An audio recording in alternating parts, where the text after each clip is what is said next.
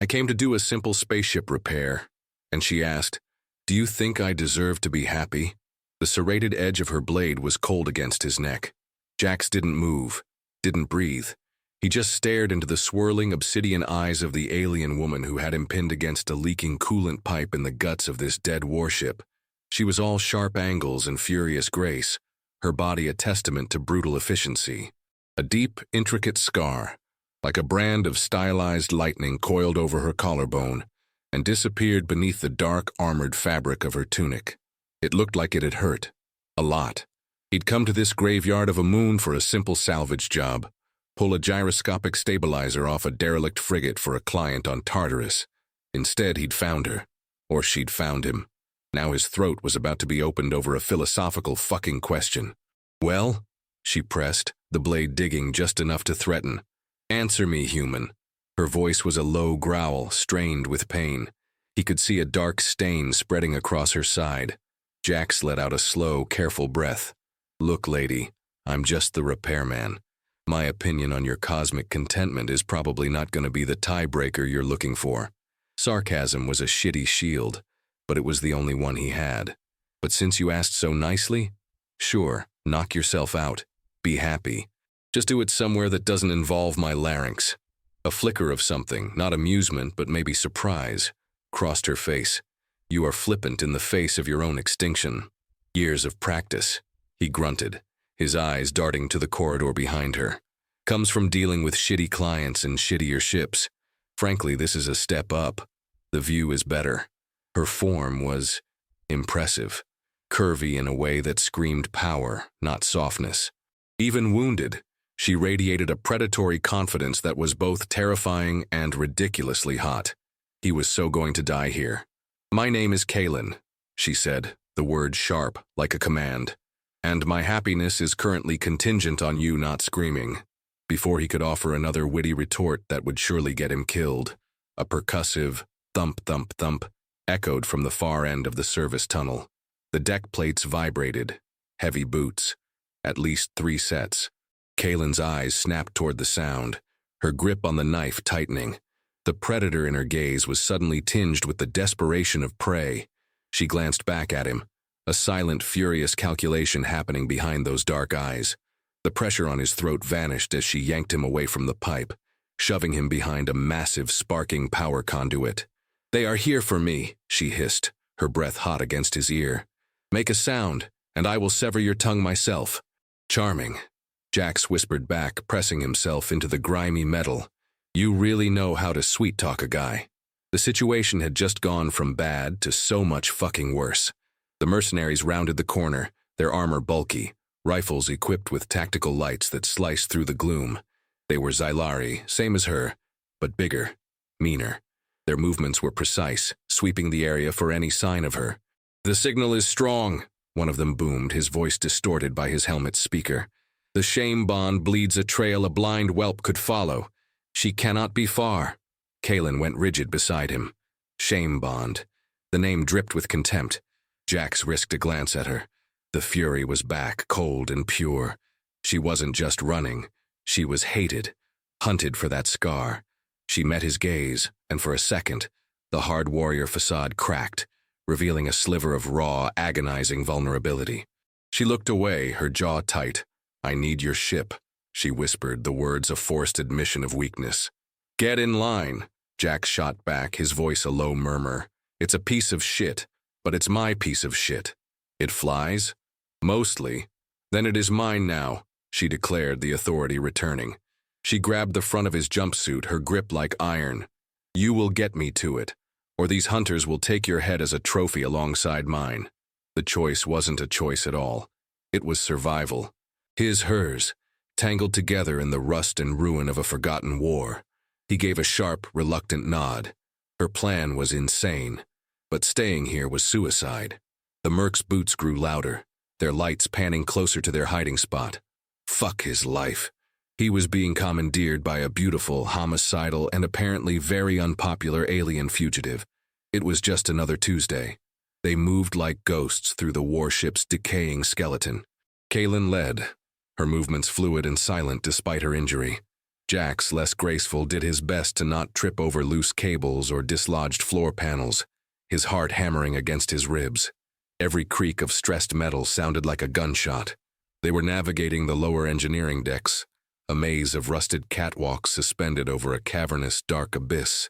The air was thick with the smell of ozone and decay. The mercs were right behind them, their methodical search pattern pushing them deeper into the wreckage, further from his ship, the rust bucket. "This is a dead end," Jax hissed, pulling her to a stop at a junction. One path led to a collapsed section of the hull open to the vacuum. The other, a narrow gantry, looked ready to disintegrate if a mouse farted on it. "There," Kalen pointed toward the gantry. "Across the chasm, the service shafts for the primary reactor. They lead to the dorsal plating and the small craft hangars.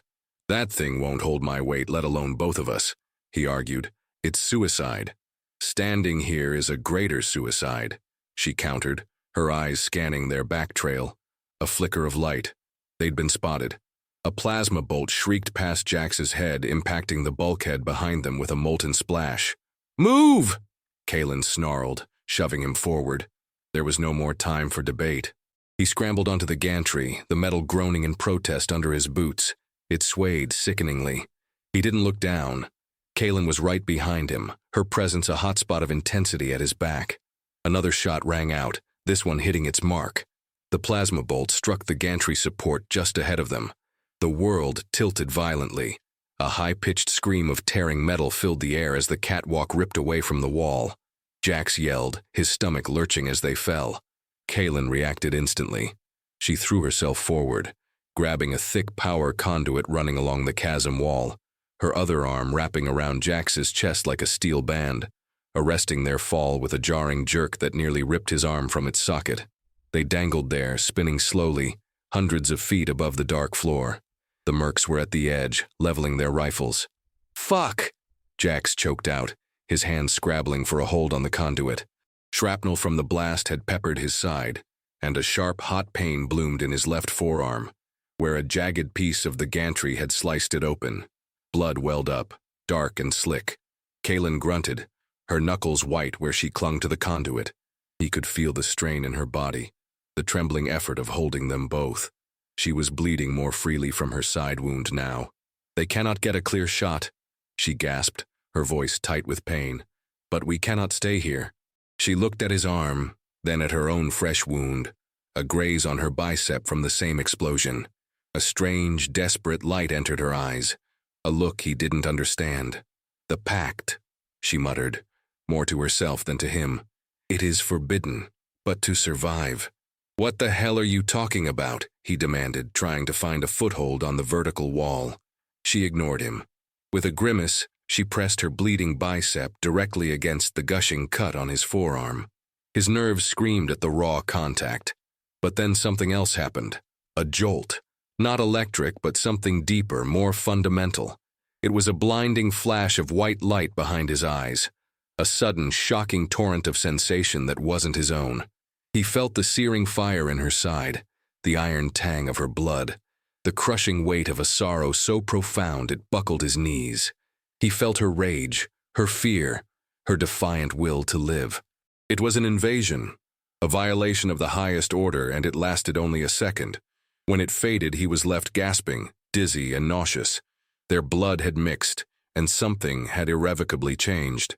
Kalen stared at their joined arms, her face a mask of horror and grim necessity. "What have you done?" she whispered, her voice filled with a new kind of dread. Jax just stared back, his mind reeling. "What have I done? You're the one who started this alien blood brother bullshit." They made it to the rust bucket, an hour later, a grueling, silent trek through suffocating service tunnels. The bond, or whatever the hell it was, had settled into a low, persistent thrum at the back of his mind. A background hum of her. He could feel the dull ache in her side as if it were his own. A phantom pain that made him want to clutch his own ribs. The ship was exactly as he'd left it. A small, ugly freighter that looked more like a collection of spare parts flying in loose formation. It was crammed into a small auxiliary hangar bay, hidden behind a blast door he'd jury-rigged to close. Kalen took one look at it and her lip curled in disgust. "This is your vessel?" she asked, her tone dripping with contempt. "It looks like a scrap hauler's bad joke." "She's got it where it counts, princess," Jax shot back, his hand protectively on the dented hull. He was a little offended. The rust bucket had saved his ass more times than he could count. "Now are we getting on? Or are you going to stand there and insult my life choices?" He keyed the ramp, which hissed down with a protesting groan. The cockpit was cramped, a two-seater designed for function, not comfort. The air smelled of stale coffee, hydraulic fluid, and his own nervous sweat. Kaylin squeezed past him, her body brushing his in the tight space. The contact sent another jolt through the bond, a spark of awareness that was uncomfortably intimate. He could feel her disdain for the ship, but underneath it, a flicker of relief. Safety. For now.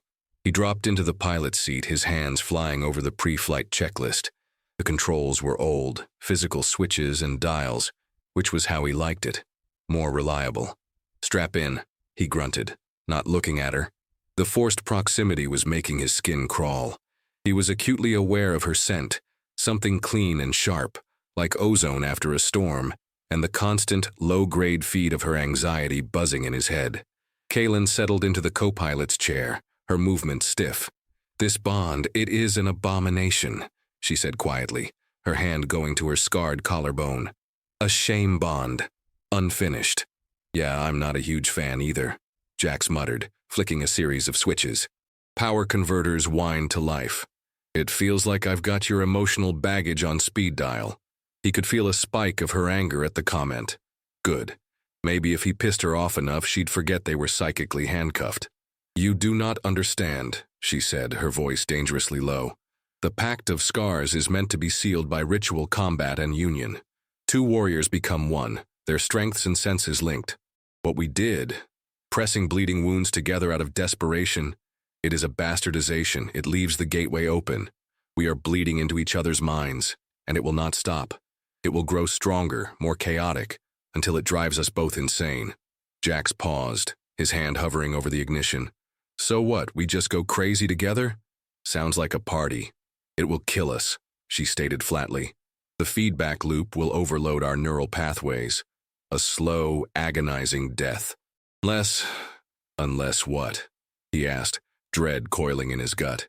She turned to face him, her black eyes intense, unblinking. "Unless the ritual is completed." Jax stared at her, the implication hanging in the air between them, thick and suffocating.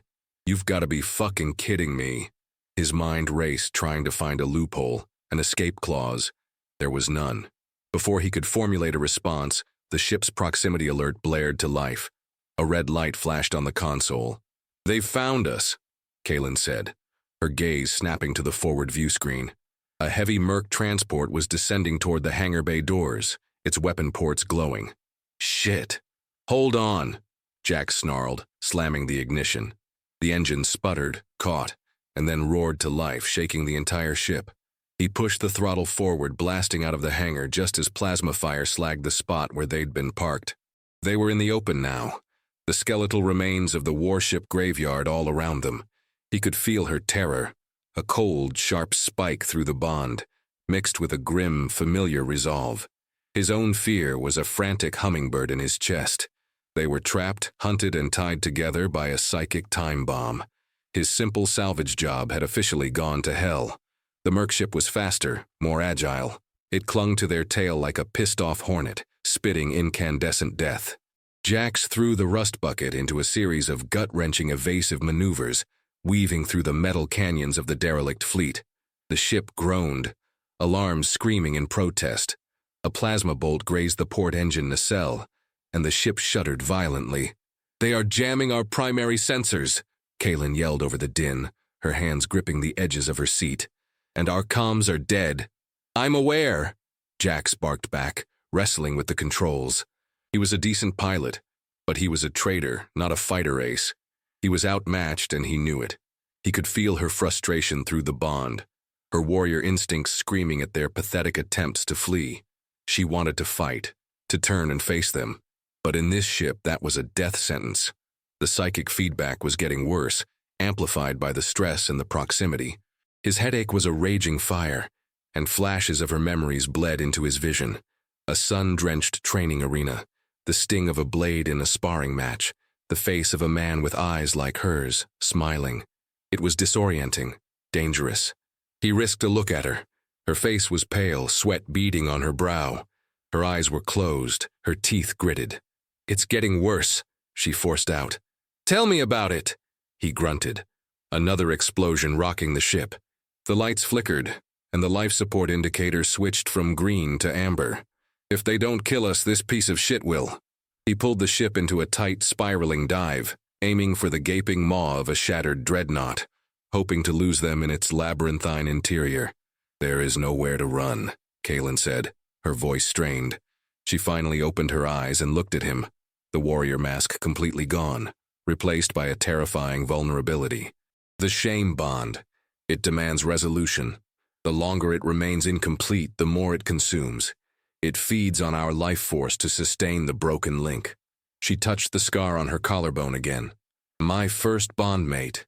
He died in battle. The bond was severed, not broken like this. It left this mark, and a piece of my soul died with him. But this is different. It is an active sickness." Jax's blood ran cold. "So you're saying this has happened to you before?" "Never like this," she whispered. "The pact is sacred. To invoke it and not complete it, it is the highest form of sacrilege. It is why they call it the shame bond. It is a mark of failure, of cowardice." "There was nothing cowardly about what you did back there," Jax said, the words surprising him. He was pissed, terrified, and felt utterly violated, but she had saved his life. It was desperate and stupid, but not cowardly. A strange look passed over her face, something unreadable. Gratitude? Confusion? The bond pulsed, a wave of warmth that momentarily soothed the jagged edges of his fear. It was her feeling, not his. He shoved it away. "Flattery will not solve this, human," she said, her voice regaining a fraction of its edge. "We have two choices. We die here, torn apart by their weapons, or we die in a few hours, our minds shredded by this connection." She paused, her gaze unwavering. "There is a third option, but it is not a choice you will like." He knew what she was going to say. He'd known it from the moment she'd mentioned completing the ritual. The idea was insane, a violation on a level he couldn't even comprehend. To be forced into intimacy not by desire or affection, but by a mystical alien survival clause. "No," he said, his voice flat. "Absolutely not. There has to be another way." "There isn't," she insisted, her voice rising with a desperate edge. "Don't you feel it? The fever, the disorientation? It is the bond trying to force the union. It wants to be whole." He did feel it. A creeping heat was spreading through his veins, his thoughts becoming fuzzy, tangled with hers. He could feel her own rising panic, her own body's unwilling response. They were two magnets of opposite polarity being forced together by a power they couldn't fight. The Merc ship fired again, a direct hit on their aft shields. The lights died completely, plunging them into the red glow of emergency power. The ship was dying. They were dying, and the only way out was through each other. The ship was a tomb, adrift and powerless in the belly of the dead dreadnought. The only sounds were the creak of stressed metal and their own ragged breathing. The red emergency lighting painted everything in blood. The fever from the bond was a raging inferno now, blurring the edges of his vision. He could feel Kaelin's own fever, her quickened pulse, her shallow breaths. It wasn't just in his head anymore. It was a physical craving, a deep primal pull in his gut that was terrifying in its intensity. Her scent filled the small cockpit, ozone and something else, something musky and female and maddeningly alluring. The bond wasn't just linking their minds, it was syncing their bodies, preparing them for the ritual she spoke of whether they wanted it or not. "It is the only way," she whispered, her voice husky, broken. The command was gone, replaced by a raw plea. "Jax, it is the only way we survive." He turned to look at her. In the crimson gloom, her eyes were huge, black pools of desperation, and a startling raw desire that mirrored the fire in his own blood. This wasn't a choice. It was an inevitability, a biological, mystical imperative. He could fight it and die, or surrender and, what? Live, but as what? He was losing himself, the line between his feelings and hers becoming hopelessly blurred. Was this suffocating need his or hers? Or was it just the bond, a third entity in the cockpit with them, puppeteering their bodies? Fuck it, he breathed, the words a surrender. Fuck all of it. He unbuckled his harness and lunged across the small space between the seats. It wasn't a tender kiss. It was a collision, a clash of teeth and desperation, a frantic attempt to ground himself in the storm of sensation. Her hands came up, grabbing his head, her fingers digging into his scalp. It was a fight, a silent, furious battle for dominance. He pushed her back against the seat, and she responded by hooking a leg around him, her strength surprising him, pulling him tighter against her. They were tearing at each other's clothes, the rough fabric of his jumpsuit, the tough material of her tunic, a frantic, clumsy fumbling in the dark. This wasn't sex. Not yet. It was a purge, an exorcism of the fear and the pain and the sheer, overwhelming wrongness of their situation. Every touch was a shock, amplified and echoed back by the bond. He felt her hands on his skin, and he simultaneously felt his hands on hers. He tasted her desperation, and she tasted his. When their skin finally met, a collective gasp escaped their lips. It was like closing a circuit. A wave of pure, unfiltered psychic energy washed over them, so intense it made his vision go white.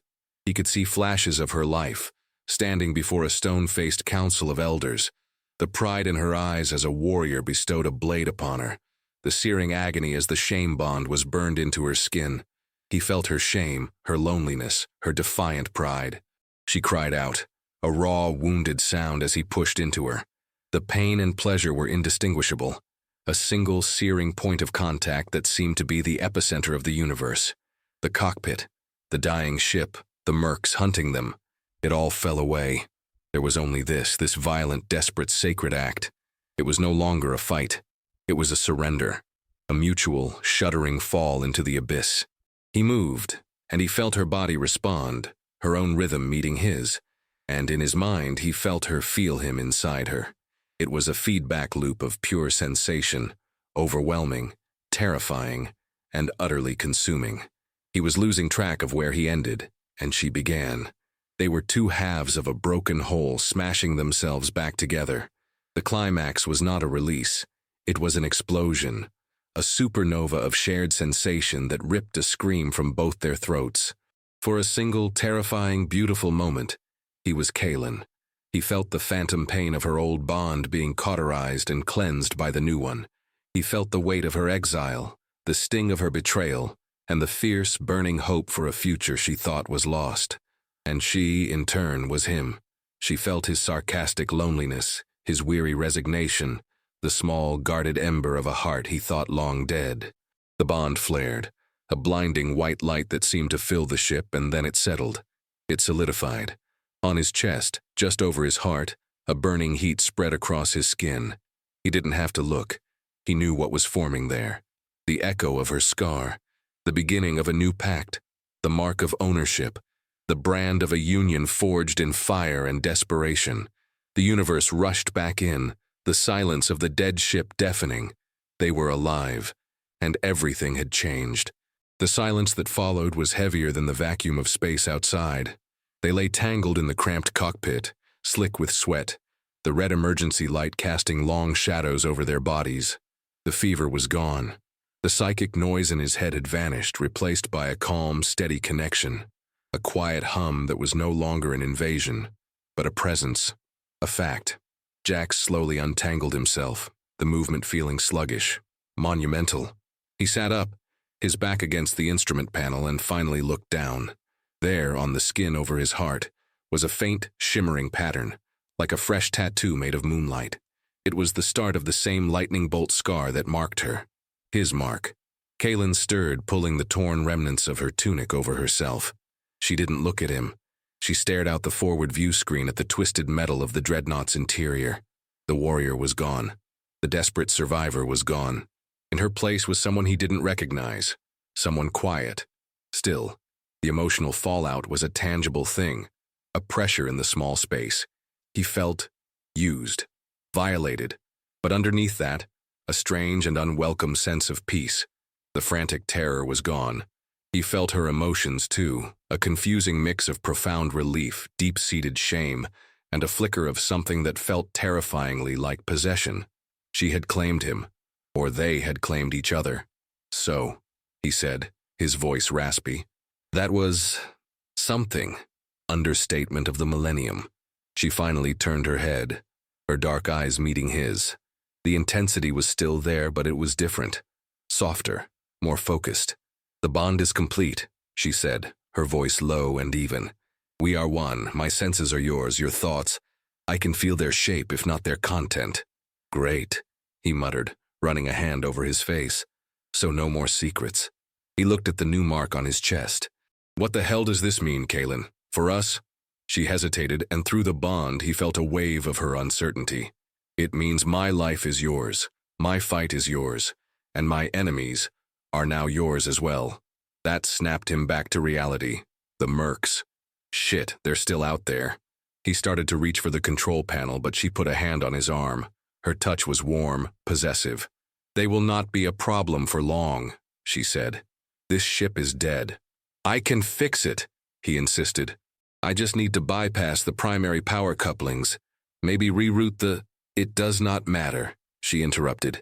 They will not stop hunting me. Ever. He finally asked the question that had been burning in his mind. Why? What did you do that was so bad they'd send a whole damn merc crew after one woman? She took a deep breath, and he felt the weight of her confession before she even spoke the words. I did nothing. I was inconvenient. She looked down at her scar, the one that had started it all. That mark, she said, her voice barely a whisper, is not just from a failed bond. It is a brand of judgment. Justice, they called it. I was the sworn protector and heir to my mother, the empress of the Xylari Protectorate. My bondmate was the captain of her guard. We were happy. The word sounded alien on her lips. Our political rivals could not touch me directly, so they engineered an attack. They killed him and framed it as my failure, my cowardice. They said I broke the bond to save myself. Jax listened, the pieces clicking into place. The shame bond, the exile, the hunters.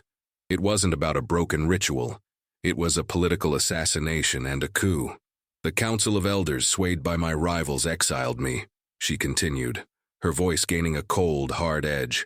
They branded me and cast me out, but they know the truth. They know that as long as I live, my claim to the throne is a threat.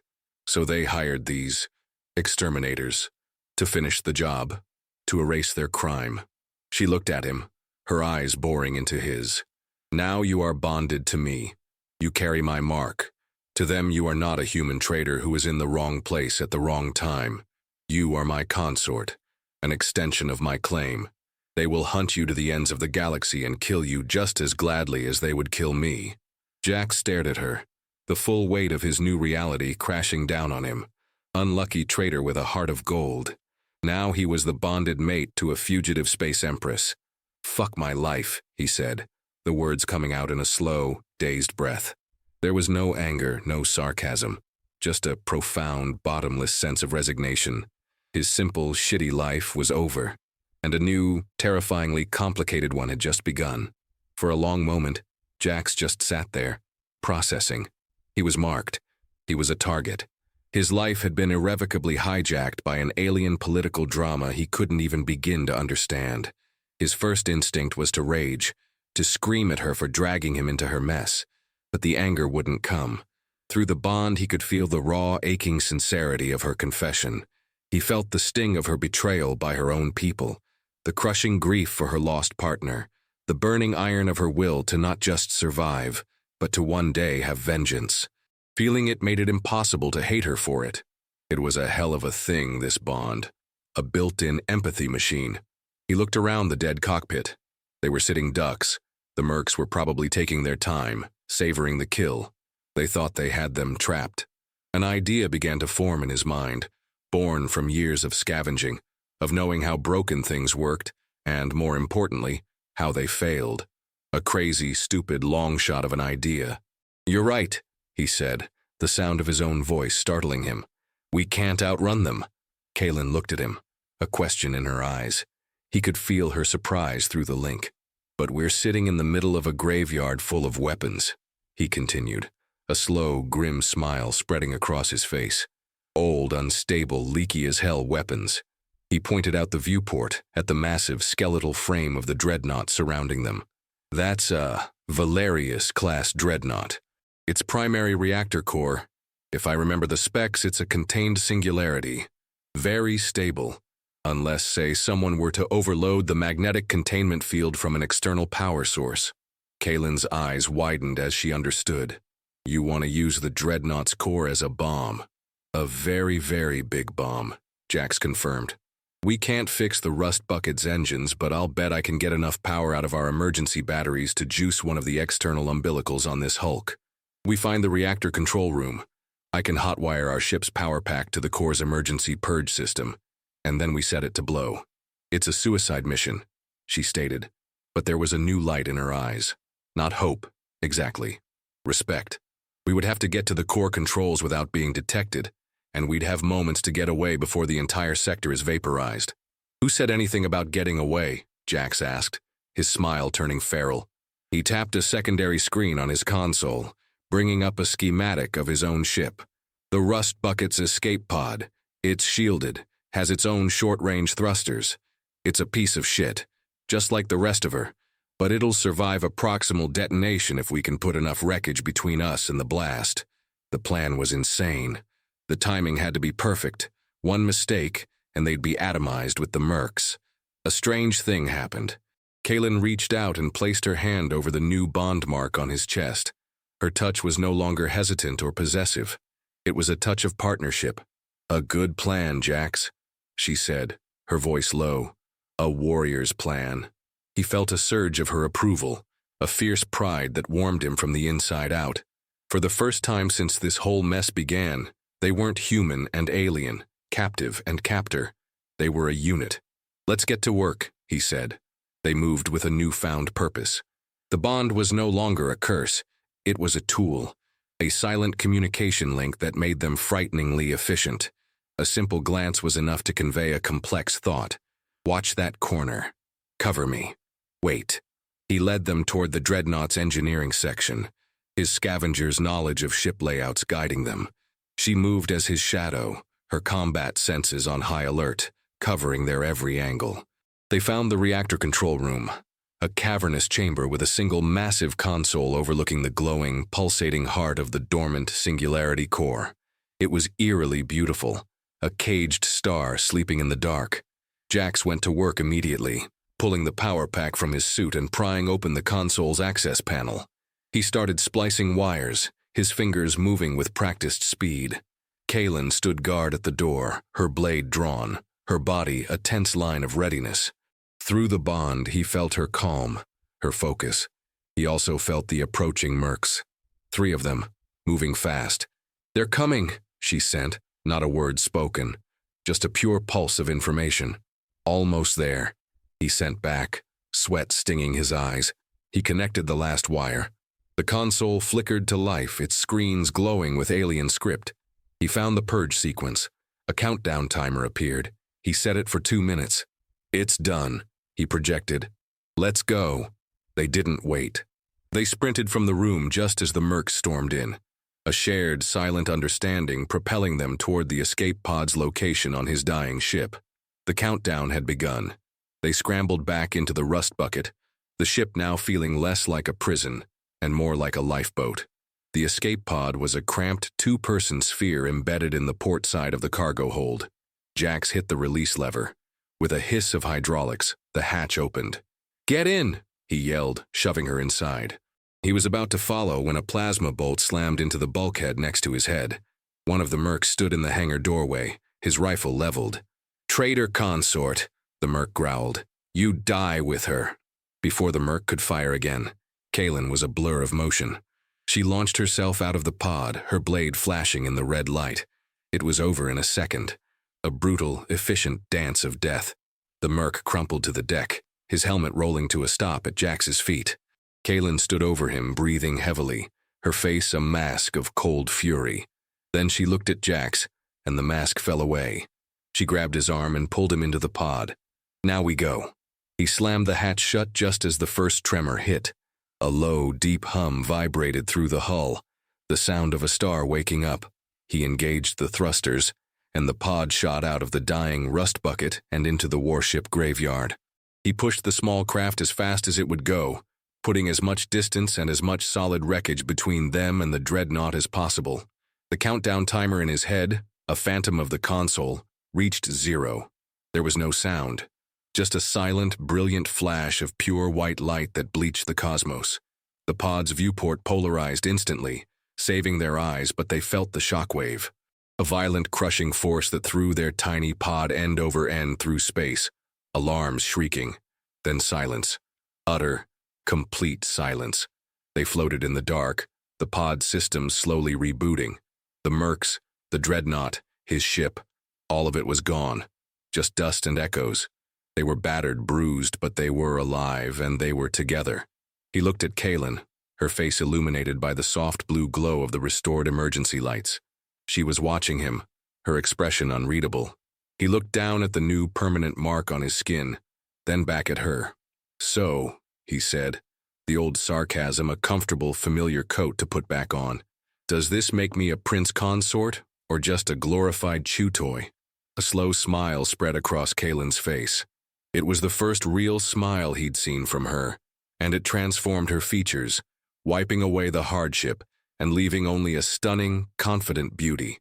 "It makes you mine," she said, her voice a low, possessive purr that sent a shiver down his spine. She leaned closer, her lips almost touching his. "And it makes me yours." The words hung in the silence of the pod, a promise and a threat, the beginning of a bond not of shame, but of survival, a resolution born not of peace, but of a shared, dangerous, and uncertain future. And for the first time in a very long time, Jax didn't feel so unlucky.